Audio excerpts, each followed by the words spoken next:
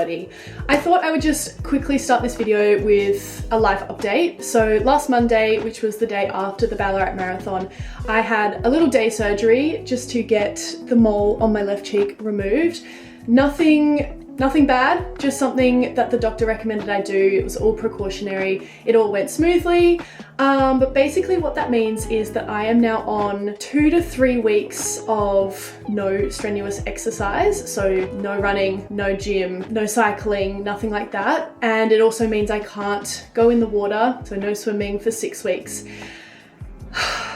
I'm gonna say straight up, this has been a little bit more challenging emotionally for me than I was expecting. First of all, going into the surgery, I'm not sure whether the doctor had told me the wrong thing or whether I just like heard what I wanted to hear, but I was under the impression that I was only going to have 1 week off of exercise, which I thought perfect. I'm gonna schedule it right in after my marathon. I'm gonna want to take a week off anyway, and then I can get back into things because I am feeling super motivated after Ballarat Marathon. Since it didn't go well, I'm like really like raring and ready to go. I want to start training again. I want to get fast, and I'm really hoping, fingers crossed, can't confirm anything yet, but I do think that I'm going to be racing one more marathon this year, which is, yeah, very exciting. I've also got a bunch of other shorter distance races and events that I'm excited to feel fit for. So yes, it's kind of put a spanner in the works in that sense. I will say a silver lining of having or being forced to have a couple of weeks off exercise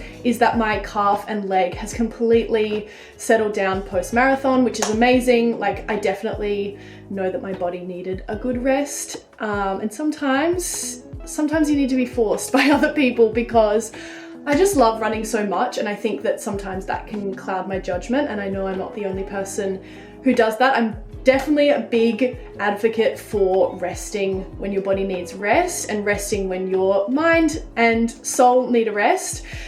Sometimes it's hard to do. Sometimes I just like getting out there and doing things that are fun, and we need to be forced to slow down. In saying that, last week I wasn't down in the dumps, but I definitely was tired post-marathon. I didn't have a slump, which I do think was due to the amount of carb loading I did. I didn't have any brain fog. I didn't have any intense hunger, which I have experienced in all of my other marathons. So I'm happy about that, but I definitely, like, my body needed a rest. So I let myself be a little bit sad that I couldn't do anything. I let myself nap, watched a lot of TV, I read a lot of books, and I got back into some of the work projects that I had been kind of procrastinating. But this week, I can definitely feel myself getting a little bit more restless. I have my energy back. I wish that I could be doing stuff. So instead of sitting on the couch feeling sorry for myself, I thought, why not pick up the camera and vlog today and like make something, do something that I actually enjoy doing that's not exercise related. So I've brainstormed a whole list of activities that we're gonna do together today. The Gold Coast weather has finally changed. I'm not saying it's cold, but it is slightly grey outside today. And so it's going to be a little bit of an indoor day. This is my cheek. We're giving her love. She's recovering. The scar just needs to heal. And I think I posted this on my Instagram last week or this week, I don't know when I posted it, but I was just basically saying that part of me wanted to really hide away. It's a little bit intimidating when you've got something on your face. Last week I did have to wear 2 big like band-aids basically that covered my whole face, and I know nobody was judging me, but still there was a part of me that just wanted to hide away and like not let anybody see me. But I think the best thing for me is to just acknowledge it, accept it. Nobody's actually judging me. And especially when you're out of routine or you're going through something, I think the best thing you can do is see your friends and lean on the support around you. So that's what I've been trying to do. I have tried not to just hide away at home. I've still been trying to go meet all of my friends, and it does kind of like hurt my soul sometimes. Like on Saturday morning, all of my friends were doing a long run and I saw everyone beforehand and then they just ran off and I had to go for a walk by myself, but then we all had coffee afterwards and I felt a lot better for it. So yeah, that's kind of where we're at. Let's have a fun day today and yeah, let's get into the vlog. Somebody asked for a writing update. So if you didn't know, I've been taking a creative writing course for the past 2 and a bit years. This year I'm writing the 3rd draft of my novel during marathon training, especially the weeks when I was running like 100 Ks. I really found that it was affecting my creativity and concentration. Like I just didn't have any energy left to put towards things like creative writing, which kind of sucked, but also was probably just like a good observation for me, and a good reminder that like running definitely takes it out of you and is not necessarily a super sustainable thing all of the time. So I think that's why it's good to have like these ebbs and flows throughout the year. Post Ballarat Marathon, I've been really trying to lean back into my writing course and give myself a little bit of extra time to do that. And I'm really proud of myself because I actually had quite a few breakthroughs last week. I'd been stuck. Honestly, I'd had writer's block for like a month or 6 weeks and I just wasn't making any progress, and it was really frustrating me because obviously this is a course that I'm paying for. Yeah, I just felt like I was like wasting my time and wasting my energy if I wasn't getting stuff done on the page. And isn't that just like the worst feeling when you're like, oh, I should be doing something and I'm just not making any progress? So anyway, last week I sat down and I just had like such a long time to be able to sit and brainstorm, and I felt myself being really resistant and I didn't want to do it. And I think that sometimes we can get in our own way, and I don't know, big projects that feel important to us can feel really intimidating and it's easy to procrastinate, and I just hate feeling like I'm procrastinating when I've got something I want to be working on. But last week I made multiple breakthroughs and I'm so excited about where my story is going now. I kind of was loving the middle section of my story, but the beginning was like super boring and I was like, oh, even I don't want to read this. Like, why would anybody else want to publish it or read it? And I also just had no idea how the story was going to end, and so I felt like I was like lost. But I figured both of those out and I'm so excited about them. Like, they're so fun now. And so yeah, I just did a big block of planning yesterday and I sent that off to my tutor who's going to give me feedback.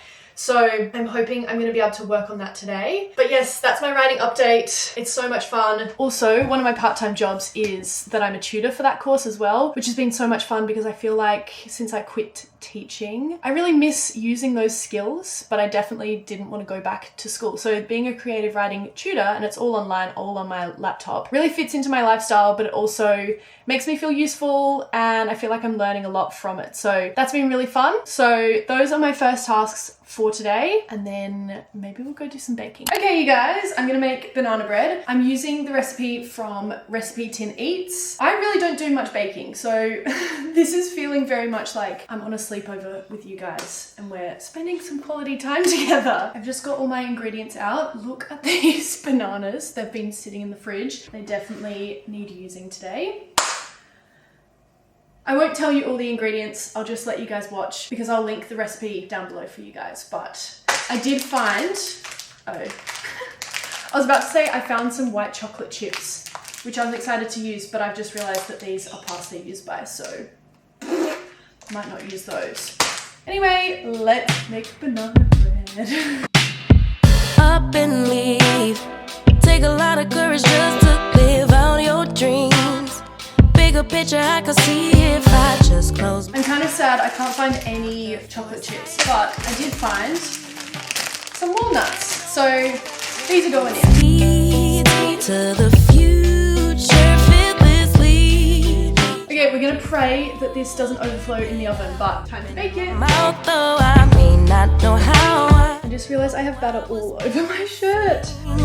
travel the world, raise baby girls, bury my best friend. Guys, moment of truth. I've let it rest for like 20 minutes, but we're gonna cut into it now. Guys, I think we did good. Yes. I'm gonna have a middle piece. It's still warm. Oh, guys. Cheers. It's crunchy on the top. Yum. That's actually good. I'm gonna put some butter on it. Cheers. Okay, hi. I feel like I lost a little bit of my momentum from this morning. I feel like I'm going crazy. I don't know how people don't exercise. Like, I don't know where you get your endorphins from. I feel so flat and yeah. Anyway, I'm going for a walk.